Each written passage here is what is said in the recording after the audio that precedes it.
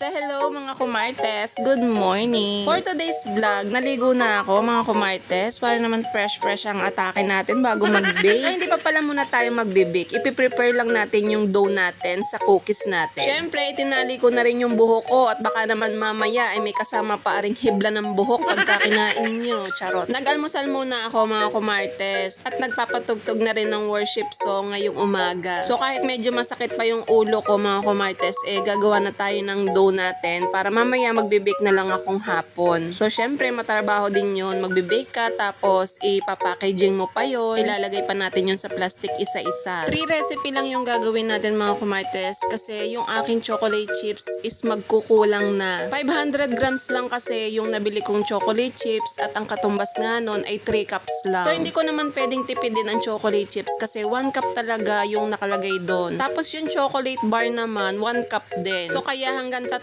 recipe lang muna yung gagawin natin. Okay na din yon kasi yung lagayan na binili ko is 3 lang din. At ang kasya nga pala doon ay 24 cookies na. So nagready na ako at inilagay ko na nga dito yung mga gagamitin ko para sa ating cookie dough. So nung nakita ng pamangkin ko araw-araw daw siyang bibili. So ang magiging benta natin dito ay sa classic ay 40 pesos at doon sa triple choco is 45 pesos. So hindi ko rin masyadong minahalan kasi nga gawa ng mga bata. Yung una ko kasing binik mga kumartes, 100 grams yun. So ang bentahan nun is 75 pesos ang isa. So kung gagawin kong ganon, baka walang bumili. Kaya ang gagawin natin is 50 grams lang yung gagawin natin. 40 pesos each nga siya para affordable at kayang-kayang bumili ng mga bata. Nag-start na nga din ako dito mag-prepare ng mga gagamitin ko at hindi ko na nga pala to iisa-isahin sa inyo kasi nagawan ko na to ng video kung paano ko ginawa. Alam nga namang ulitin ko pa, paulit-ulit tayo. Balikan nyo na lang yung video ko. Charis lang, pero sa totoo lang, tinatamad kasi ako mag-video. Gusto ko kasi dire-diretso yung gawa. Kaya itong ginawa ko is pahapyaw lang ng mga video na kinuhanan ko. Kasi ganun din naman, pare-parehas lang naman yung procedure yung gagawin natin. So shoutout nga pala sa mga kaklase ng aking pamangkin na si Kisha. Nanonood daw sila ng aking vlog kaya nakita nila kung paano ko ginagawa itong cookies. Nung pinabaunan ko si Kisha nung baon niya na cookies, nagpatikim siya at nagustuhan ng mga kaklase niya. So ang sabi nila, hindi daw tinipid sa chocolate. Hindi talaga tayo magtitipid sa chocolate. Nagbawas lang ako ng sugar kasi natatamisan ako. Pero yung chocolate, hindi talaga ako nagbawas. So ito na yung ating cookie dough. Inilagay ko na nga siya sa ating container. Tapos ito naman yung triple chocolate. Naglagay lang ako dyan ng cocoa powder para maging chocolate ang flavor. Lahat nga pala yan ay tinitimbang ko para sure na pare-parehas yung timbang niya. Binibilog ko nga pala to at nilalagyan ko ng medyo kulubot ang gitna para pag binake natin is maganda yung kalabasan niya. Ayoko kasi nung cookies na makinis yung ibabaw. Gusto ko yung kulubot na, yung parang masyonda na, charot. So this time, hindi ako maglalagay ng malos at hindi rin ako maglalagay ng chocolate sa gitna. Dahil ito nga is pambenta. Yun namang ginawa ko nung nakaraan, kaya ako siya nilagyan. Patikiman kasi yun sa mga bata. Syempre, hindi naman yun kasama sa costing natin. Ayun nga is meron lang tayong 2 flavor na pagpipilian. Ito nga yung classic, yung original flavor at ito naman ay triple choco yung isa. Sa ngayon, ayoko muna magdagdag ng mga flavor at mga topping sa ibabaw kasi nga pagka ganun, magmamahal na siya. Huwag na kayong tumawad sa presyo nito dahil nga hindi biro din ang presyuhan ng mga ingredients nito. Tatawad pa, murang-mura na nga yan. So, depende kasi din yun sa ingredients na gagamitin, kung premium talaga or tinipid. Yung iba kasi hindi talaga gumagamit ng butter, margarine lang yung ginagamit nila. Pagka ganun, syempre, mas mababa ang presyo. Pero pag naman yung mga chocolate natin is hindi naman tinipid, tapos butter talaga yung ginamit natin, asahan nyo na medyo pricey talaga siya. So, mga baker naman, alam nga naman magbenta ng lugi. Syempre, hindi pa dyan kasama ang kuryente at yung labor natin. So, kahit papano naman din, is kikita kahit kaunti. At hindi rin naman siya lugi. Makakagawa nga lang ako nito kapag ka-weekend, pagka wala tayong trabaho, extra income din. So, hihingi na ako ng pampuhunan sa asawa ko. Darleng, baka naman. So, ito na nga yung nagawa natin. 3 container yung nagawa natin. Ito yung mga binili ko sa DB Mart. Each container nga pala is naglalaman ng 24 pieces na cookies. O siya, hanggang dito na lang muna. Bye!